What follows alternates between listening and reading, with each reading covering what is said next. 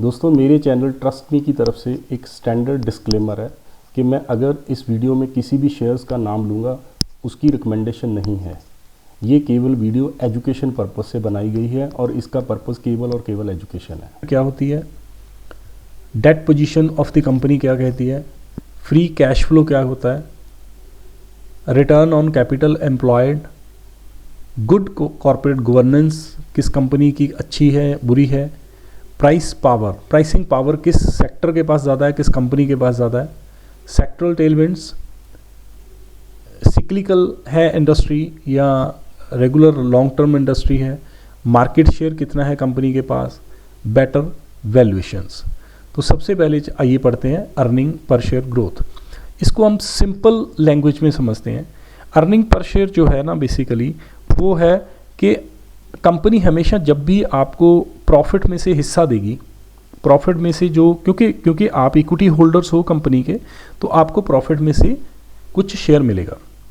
तो प्रॉफिट में जो जब भी शेयर मिलेगा तो वो जितना भी कंपनी का टोटल प्रॉफिट है वो टोटल नंबर ऑफ शेयर्स के ऊपर डिवाइड कर दिया जाएगा। अब मान लीजिए एग्जांपल लेते हैं, कंपनी के पास 1 लाख रुपए का प्रॉफिट है और कंपनी के 1 ही लाख टोटल शेयर्स हैं, तो हर शेयर होल्डर को 1 रुपये का डिविडेंड आएगा। अब कंपनी उसमें से सपोज चाहती है कि 100 का 100% डिविडेंड की फॉर्म में कंपनी उसको दे दे, तो ऐसी सिचुएशन में क्या होगा कि पर शेयर, अब मेरे पास मान लीजिए कंपनी का 1 शेयर है, तो इट मीन्स दैट कि मेरे पास उस कंपनी का 1 रुपये डिविडेंड आएगा।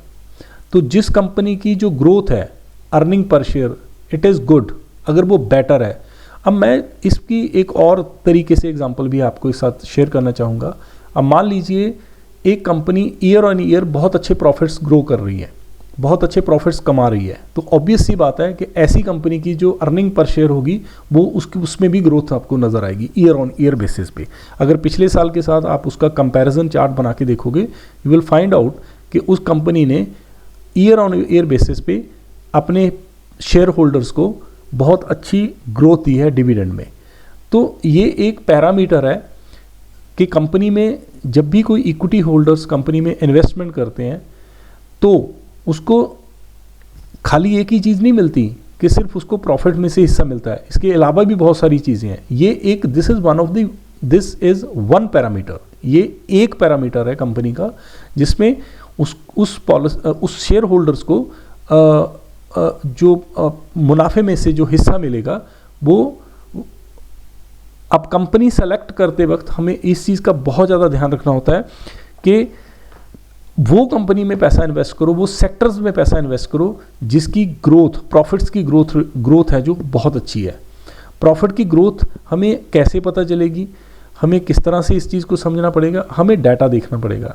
अब डाटे के लिए जो कुछ अच्छी वेबसाइट्स हैं जिसमें सबसे अच्छी जिसको मैं मानता हूँ वो है स्क्रीनर के ऊपर जब भी हम जाएंगे उस कंपनी का नाम उसमें प्रिंट करेंगे तो हमारे पास उस कंपनी का पूरा कुछ ईयर्स का पूरा चार्ट आ जाएगा सामने हमारे। तो हमें ये पता लग सकता है कि सेक्टर कौन सा है और उस सेक्टर में कितनी कंपनीज हैं और उन कंपनीज में सबसे अच्छी जो अर्निंग पर शेयर की जो ग्रोथ है वो कंपनी किस की है। तो ऐसी कंपनीज में हम लोग इन्वेस्टमेंट करना हमेशा अच्छा मानते हैं। दोस्तों, दूसरी जो सबसे बड़ी इंपॉर्टेंट चीज़ है वो है कंपनी की डेट पोजीशन। डेट पोजीशन का मतलब क्या है कि डेट का मतलब सिंपली मतलब होता है लोन। अब इसको सिंपल भाषा में समझते हैं कि मान लीजिए एक इंसान है, उसकी 1 लाख रुपए की पर मंथ इनकम है, बट उसने बहुत ही हैवी लोन ले रखा है मार्केट से या बैंक से। अब उसकी 1 लाख रुपए की जो इनकम है पर मंथ उसमें से उसका 80,000 रुपया प्रिंसिपल अमाउंट में और इंटरेस्ट पे करने में निकल जाता है। तो ऐसी सिचुएशन में उस इंसान की जो पीछे जो अमाउंट जो बचेगी अपनी फैमिली की गुजर बसर के लिए वो सिर्फ 20,000 रुपये बचेगी। मतलब 1 लाख रुपए की उसकी टोटल इनकम है, इसमें से 80,000 उसका सिर्फ डेट को इंटरेस्ट पे करने में और उसकी प्रिंसिपल अमाउंट पे करने में निकल रहा है। तो ऐसी सिचुएशन में ऐसी कंपनियों में कभी पैसा इन्वेस्ट मत करो जिनकी जो डेट पोजीशन है वो बहुत ही ज़्यादा खतरनाक स्थिति में है, बहुत ही ज़्यादा डेंजरस जोन में है। तो ऐसी सिचुएशन में पता करने के लिए कि किस कंपनी की सिचुएशन क्या है, तो आपको वेबसाइट पे जाना होगा स्क्रीनर जिसमें आप ये देखोगे कि जब आप प्रॉफिट एंड लॉस अकाउंट को ध्यान से देखोगे तो प्रॉफिट एंड लॉस अकाउंट में ये देखोगे कि कंपनी इंटरेस्ट कितना पे कर रही है आउट ऑफ द प्रॉफिट। अगर कंपनी इंटरेस्ट प्रॉफिट से ज़्यादा पे कर रही है तो कंपनी को लॉस होगा। अगर कंपनी, मान लीजिए एग्जांपल लेते हैं, कंपनी के पास 1 लाख का प्रॉफिट आया, उसमें से कंपनी ने 70,000 रुपये इंटरेस्ट के तौर पे कर दिए प्लस प्रिंसिपल अमाउंट के तौर पे कर दिए। अब पीछे कंपनी के पास जो बचेगा वो बचेगा 30,000। अब 30,000 में से कंपनी थोड़ा सा कुछ पैसा रिजर्व के तौर पे भी रखेगी और बाकी का पैसा डिविडेंड के तौर पे पॉलिसी अपने शेयर होल्डर्स को वो वापस कर देगी। तो ऐसी सिचुएशन में अगर कोई भी कंपनी जिसके पास बहुत ही ज़्यादा हैवी डेट है, लोन है, तो वो कंपनी कभी भी, उसका शेयर कभी ग्रो नहीं कर पाएगा, उसका शेयर मार्केट में कभी वैल्यू नहीं दिखा पाएगा, क्योंकि उसकी प्रॉफिट का, उस कंपनी के प्रॉफिट का बहुत बड़ा हिस्सा प्रिंसिपल अमाउंट चुकाने में और इंटरेस्ट चुकाने में जा रहा है। तो दोस्तों, तीसरी सबसे इम्पॉर्टेंट चीज़ है वो है फ्री कैश फ्लो। इसको हम ना एक सिंपल एग्जांपल लेते हैं। मान लीजिए कि ए कंपनी है, एक बी कंपनी है। ए कंपनी का जो मुनाफा है वो है साल का 1 लाख रुपया, बट जो बी कंपनी का मुनाफा है वो है साल का 40,000 रुपया। अब कायदे से देखा जाए ए कंपनी मुनाफा ज़्यादा कमा रही है as compare to the B company, but बाद में हमने देखा कि कंपनी जो है वो डिविडेंड के तौर पे अपने शेयर होल्डर्स को कुछ नहीं दे रही है और कंपनी की जो डेट पोजीशन है वो भी बहुत ही डेंजरस सिचुएशन में है। बट जबकि मुनाफा कंपनियां दोनों में से अगर देखा, इसको हम सिंपल भाषा में ये समझेंगे कि अगर वो कंपनी जिसका मुनाफा कम है वो ज़्यादा अपनी जो सेल है वो कैश पे कर रही है, जबकि जो ए कंपनी है वो अपनी ज़्यादातर जो सेल है वो क्रेडिट पे कर रही है। इसका मतलब वो कंपनी जो अपना उधार माल ज़्यादा बेच रही है मार्केट में, तो उस कंपनी को लॉस होने के चांसेस बहुत ज़्यादा बढ़ेंगे, क्योंकि हाँ, कागजों में तो, पेपर्स में तो उसका मुनाफा दिख रहा है, बट एक्चुअल में उस कंपनी के पास जो कैश है उसका फ्लो बहुत ही ज़्यादा कम है। इससे वो कंपनी डिविडेंड जनरेट नहीं कर। दोस्तों, जो तीसरी चीज़ है ना, जो सबसे इंपॉर्टेंट होती है, वो है ROCE, return on capital employed. इसको ना 2 भागों में बांट लो, रिटर्न और कैपिटल एम्प्लॉयड। मैं एग्जांपल लेता हूँ। सपोज करो मैं कहीं पे एम्प्लॉयड हूँ, मैं कहीं पे जॉब कर रहा हूँ और मैं महीने का 1 लाख रुपया महीना कमाता हूँ। मेरे पास 10 लाख रुपया पड़ा हुआ है, तो वो 10 लाख रुपया मैंने बैंक में FD करवा रखी है और बैंक मुझे उसके ऊपर 8% ब्याज दे रहा है, मतलब साल का 80,000 रुपया। 10 लाख के ऊपर साल का 8%, मतलब साल का 80,000 रुपया। अब मैं 1 लाख रुपया महीना कमा रहा हूँ और मेरा जो पैसा है वो तकरीबन 80,000 रुपये महीना कमा रहा है, 80,000 रुपये साल का कमा रहा है। और महीने का अगर हम इसको निकालेंगे तो वो निकालेंगे तकरीबन अप्रॉक्सीमेटली 6500 रुपया महीना। अब मैं क्या करूँगा, अपने पैसे को ऐसी जगह पे इन्वेस्ट करना चाहूँगा जहाँ पे कम से कम मेरा जो मुनाफा है वो 24% हो, मतलब मेरी जो रिटर्न है वो 24% हो। अब इसको कंपनी के कॉन्टेक्स्ट में समझते हैं। अभी किसी बिजनेसमैन ने बिजनेस शुरू किया और अपने बिजनेस में वो सिर्फ 8 या 10% ही रिटर्न कमा पा रहा है, तो भाई ऐसे बिजनेस की वायबिलिटी क्या रहेगी? 12% पे तो उसको मार्केट से लोन मिलेगा बिजनेस करने के लिए, 8% वो रिटर्न कमा रहा है, तो कायदे से देखा जाए 4% का उसका लॉस है। तो इससे तो अच्छा है कि वो बिजनेस ना ही करे और वो पैसे को अपने को बैंक में रख दे और कम से कम 8% ब्याज कमाए। तो एक अच्छा बिजनेसमैन, एक वाइज बिजनेसमैन वही होता है जो कम से कम अपने लगाए हुए पैसे का जो कैपिटल उसने एम्प्लॉय कर रखी है, जो कैपिटल उसने काम पे लगा रखी है, उसका कम से कम 15% रिटर्न कमाए, कम से कम मिनिमम 15%। अगर 15 से कोई कंपनी ऊपर ROCE कमा रही है, रिटर्न ऑन कैपिटल एम्प्लॉयड कमा रही है, तो it means that is a very good company. अब जब हम सेक्टर सेलेक्ट करेंगे, फिर हम कंपनी सेलेक्ट करेंगे और उसके बाद पीयर्स को आपस में सब कंपनी को कंपैरिजन चार्ट बनाएंगे, तो हम देखेंगे कि वो कंपनी में पैसा इन्वेस्ट मैं करूं जिस कंपनी में return on capital employed highest है।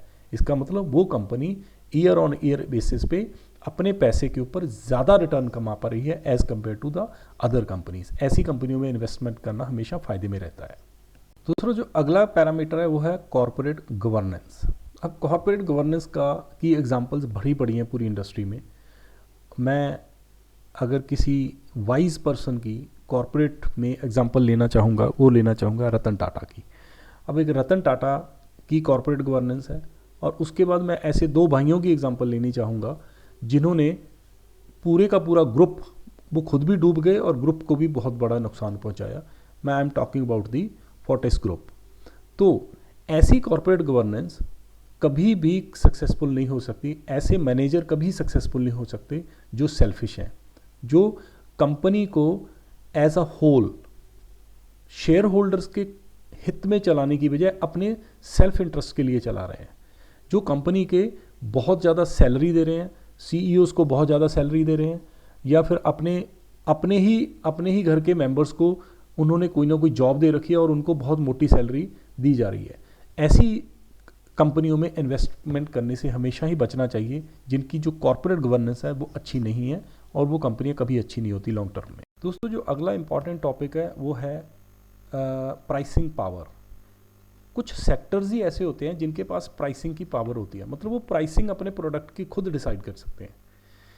ऐसे सेक्टर्स को हमें ढूंढना चाहिए मार्केट में जिनके पास प्राइसिंग पावर है, मतलब जिनके जो प्रोडक्ट हैं वो यूनिक हैं, उन प्रोडक्ट्स में का किसी और के साथ कोई कंपटीशन नहीं है। तो अब let's take an simple example, telecommunication industry है। टेलीकम्युनिकेशन इंडस्ट्री में सिर्फ 4 कंपनीज हैं, जियो है, भारती एयरटेल है, वोडाफोन आइडिया है और BSNL है। अब ये चारों कंपनियों के पास एक तरह से कायदे से देखा जाए तो प्राइसिंग पावर है, मतलब अगर कभी ना कभी कंपनियों ने आपस में कोई कार्टेल बना लिया, या कंपनियों ने कुछ ऐसी चीज़ कर ली कि जिसमें उन्होंने जो प्रीपेड और पोस्टपेड के रेट बढ़ा दिए, तो इंडिया के 80 करोड़ यूज़र को कोई रीज़न नहीं है कि उनको वो हायर प्राइस देनी ही पड़ेगी। तो ये प्राइसिंग पावर की एक एग्जांपल है। तो अगली चीज़ आती है सेक्टरल टेलविंड्स। सेक्टरल टेलविंड्स की अगर मैं एग्जांपल लेना चाहूँ तो मेरे पास 2 एग्जांपल्स बहुत अच्छी समझ आती हैं मुझे। एक है गोल्ड और ज्वेलरी कंपनीज सेक्टर्स, और दूसरा है मेरे पास एग्जांपल जो आती है वो है एयर कंडीशन सेक्टर्स। अब ऐसे टाइम में, अब ये सेक्टरल टेलविंड्स मतलब होते हैं कि जब सेक्टर्स एकदम से पूरे साल में कभी ना कभी बहुत अच्छी कमाई कर रहे हैं, फिर किसी ना किसी रीज़न की वजह से वो उनकी जो ग्रोथ है वो कम होती है। अब ये टेलविंड्स आती रहती हैं, टेलविंड्स कभी अप कभी डाउन, कभी अप कभी डाउन। अब गोल्ड ज्वेलरी कंपनी की एग्जांपल लेते हैं कि जुलाई से लेके लगभग अगले मार्च तक, नेक्स्ट ईयर के मार्च तक शादियों का सीज़न रहता है, तो इन कंपनियों की सेल भरपूर होती है। इसके अलावा अप्रैल और मई से लेके तकरीबन जुलाई और अगस्त तक AC बनाने वाली कंपनियों की बिक्री जो है, सेल है, वो सबसे हाईएस्ट होती है। तो इसका मतलब इस टाइम में इन कंपनियों का जो मुनाफा है वो सबसे हाई रहेगा। इसको बोलते हैं हम तकरीबन सेक्टरल टेलविंड। दोस्तों, last but not the least, market share और बेटर वैल्यूएशन। अब कंपनियों की बेटर वैल्यूएशन हम तभी निकाल पाएंगे जब हम इन सारे पैरामीटर्स को हम पूरे ध्यान में रखेंगे। सेक्टर्स को सबसे पहले ध्यान में रखना है, फिर उस सेक्टर की कंपनीज को ध्यान में रखना है, फिर उसमें से एक बेस्ट कंपनी उठानी है जिसमें ये सब चीज़ें आपको एनालाइज करनी है।